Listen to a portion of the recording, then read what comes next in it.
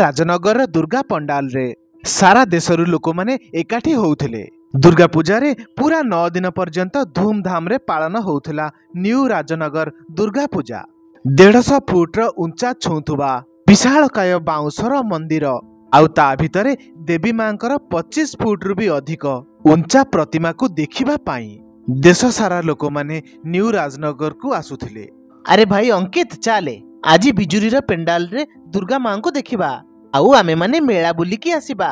अरे भाई सारा देशर लोक माने भड़ा करिकी आमर नुआ राजनगर दुर्गा पंडाल को बुलिबा को आसुछंती। आउ तू मते बिजुरी नबा को चाहूचो? देवी मांकर स्वरूप तो प्रत्येक जगह एका परी और दर्शन रो सौभाग्य प्रत्येक जगह एका ही मिले। अरे ठीक अच्छी तापर भी चाल मते सब जगह देखिबार अच्छी आउ मन भरिकी बुलिबार अच्छी। अरे भाई दीपक एमिति खाली गोड़े मते कुआडे कुआडे आउ बुलेई बुरे एठी आमे रहिबारे भाई। अरे किछि हबनी रे भाई तू चाले मो सहित थरे मो गाड़ी रे तू सेमिति काहे कि ओल्हेबु जे तते खाली पादरे चारिडे बुलिबा को पड़िबो। तू जदी मो भाई हेइ न थांतु ताहाले मु तो सहित केबे भी जाई न थांती बुझिलु। हौ हौ चाले आमे बुलिकी आसीबा। प्रकृत कथा हैला अंकित 9 दिनर उपवास व्रत रखिथिला जोथि पई कि से 9 दिन पर्यंत निज पादरु जोता आ चपल त्याग करिथिला। से 9 दिन पर्यंत एमिति खाली पादरे बुलुथला। दीपक भी एक कथा को ध्यान रे रखिकी अंकित को जत्न नेकी बिजुरी नेकी गला। दीपक आ अंकित परम मित्र थिले। दीपक निज कार ड्राइविंग सीट रे बसिकी एमिति चालू चालू पाखरे बसिथिबा अंकित सहित कथा हेउथला। अरे भाई तू पूरा पूरी 9 दिन पर्यंत किछि न खाई न पी कि एमिति खाली पादरे बुलुचु तो उपास रे तू किछि खाउचु ना नहीं? दिन सारा केवल तरल जिनिस खाउची आउ राति रे गोटे थर फलाहार करूची। अरे भाई ए फलाहार कोन कि रे? सेटा एमितिका आहार जोथिरे अन्न व्यवहार करा जाय नाही सेथिरे केवल फल ही खिया जाय थाए। हौ हौ अरे सांग गाड़ी रख। बिजुरी जाऊ जाऊ हठात घंच जंगल रे अंकित दीपक को गाड़ी रखिबा पई कहिला। अरे कौन हैला रे भाई एते राति रे अधा जंगल रे गाड़ी को तू काहे के रखेइलो? अरे सागुदानार खीरीर बहुत बढ़िया महक आसुची रे आउ मोर फलाहारर समय भी हेई गलानी। अरे किंतु ए मधी जंगल रे तते साबुदानार खीरीर वासना कोठु आसिला? अरे एटा तो मनर भ्रम ही पारे तू एठी टिके रह मु एई एबे आसुची। अंकित आगकू किछि न कहिकी चुपचाप से अंधकार आड़कू खाली पादरे बढ़िबाकू लागिला। आगकू चलीथिबा गतिविधि सबु असामान्य लागुथला आउ ए सबु घंच जंगल भितरे सबु घटुथला। हठात अंकित को साबुदानार खीरीर वासना दीपक को बहुत भयभीत करौथला। अरे अंकित मो भाई ए घंच जंगल भितरे तू कुआडे पसुचु कि रे? अरे भाई तू एठी टिके अपेक्षा कर मु ए संगे संगे आसुची आउ मु फलाहारी साबुदानार खीरी नै कि आसुची। प्रकृत रे अंकित गोटिए बहुत गरीब पिलाटिए थिला जेतेबेले कि दीपक रो बापा सहरर जणाशुणा धनी लोक थिले।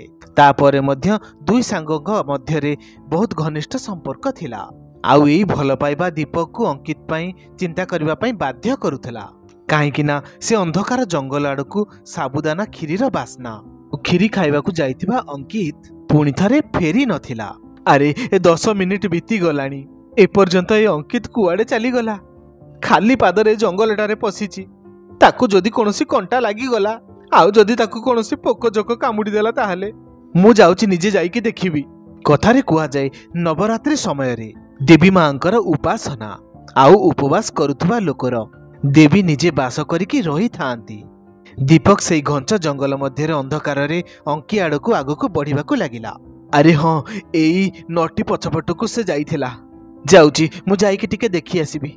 दीपक से नटी पछपटकू जेमिति गला से देखिबाकू पाइला वास्तव रे गोटे गछ पत्र पकेईकी अंकित साबुदानार खीर सेठारे बसिकी खाउथला। अरे अंकित ए जंगल भितरे ए साबुदानार खीर तते कोठु मिलिला कि रे? दीपक केवल एतिकी ही कहिथिला आउ से साबुदानार खीरी आपे आपे सेठारु गायब होई गला। अरे भाई मते आ टिके समय परे परे एमिति डाकी न थांतु देख एबे मो पेट भी ठीक से टिके भरिनी आउ सबु खीरी गायब होई गला। तू प्रथमे मो सहित चाले और चुपचाप जाके गाड़ी रे बस। अंकी को नेकी दीपक गाड़ी रे बसी पड़िला आउ से जंगल रु बाहरु बाहरु ताकू पचारिला। अरे भाई ए जादू कौन कि से जंगल रे साबुदानार खीरी तो पाखरे कोठु आसिला? देवी मां निज पिला मानकू केबे भी भोकिला रहिबाकू दिएनी। जेतेबेले मते जंगल मध्य रे साबुदानार खीरीर वासना आसिबाकू लागिला मु सेतेबेले बुझी पारिथिली जे देवी मां उठी सारिछंती ଆଚ୍ଛା, ତାହେଲେ ତୋ ଯିବା ପରେ କ'ଣ ହେଲା? ସେ ଝାଡ଼ି ପଛପଟେ ଦେବୀ ମା ନିଜେ ମତେ ସେଠାକୁ ନେଇକି ଗଲେ। ସେ ସାବୁଦାନା କ୍ଷୀରିର ବାସ୍ନା ଆସିବା ପରର ଘଟଣା ମତେ କିଛି ବି ମନେ ନାହିଁ। ମତେ କେବଳ ଏତିକି ମନେ ଅଛି ଯେ ମୁଁ ଗୋଟେ ପତ୍ର ପାଖରେ ଯାଇକି ବସି ପଡ଼ିଥିଲି, ଆଉ ମୋ ସାମ୍ନାରେ ଆପେ ଆପେ ଶୂନ୍ୟରୁ ସେ ପତ୍ର ପାଖରେ ସାବୁଦାନାର କ୍ଷୀରି ଆସିକି ପହଞ୍ଚି ଯାଉଥିଲା, ଯୋଉ କ୍ଷୀରିକୁ କି ମୁଁ ଆନନ୍ଦରେ ଗ୍ରହଣ କରୁଥିଲି। ଆରେ ଭାଇ ମୋର, ତୁ ଗୋଟେ ଭୟଙ୍କର ଖତରନାକ ମଣିଷଟାରେ। ଏତେ ଭୀଷଣ ଅନ୍ଧକାରରେ, ଆଉ ସେ ଜଙ୍ଗଲ ମଧ୍ୟରେ, ତା ଭିତରକୁ ଯିବାକୁ ସାହସ ମୋର ତ କେବେ ବି ହେଇପାରିବନି। ମୋ ଭଳି ମାତାରାନୀଙ୍କର ପୂଜା ଆଉ ଉପବାସ କରିକି ଦେଖେ, ତତେ ବି ମୋ ଭଳି ଏ ଶକ୍ତିର ଏହସାସ ହବାକୁ ଲାଗିବ। ତାହେଲେ କ'ଣ ମୋ ଭିତରେ ବି ଦେବୀ ଆସିଯିବେ? ତାହେଲେ ତ ମତେ ବି ଶକ୍ତି ଆଉ ସାହସ ମିଳିବ, ଆଉ ସେ ବି ଦେବୀଙ୍କର ପୂଜା କରିବା ପରେ। ନା, ସେମିତି କେବେ ବି ହବନି। ବିନା କୌଣସି ସ୍ୱାର୍ଥରେ ସଚ୍ଚୋଟ ମନରେ କରାଯାଇଥିବା ପୂଜନରେ ଦେବୀ ମା ପ୍ରସନ୍ନ ହୁଅନ୍ତି, ଆଉ ସେ କଠିନ ବ୍ରତକୁ ସମାପନ କରିବାର ଶକ୍ତି ଦେଇଥାନ୍ତି ଦେବୀ ମା। ଯେତେବେଳେ କି କୌଣସି ସ୍ୱାର୍ଥରେ କରାଯାଇଥିବା କଠିନରୁ କଠିନତର ବ୍ରତ ମଧ୍ୟ ଦେବୀ ମା କେବେ ବି ସ୍ୱୀକାର କରନ୍ତି ନାହିଁ।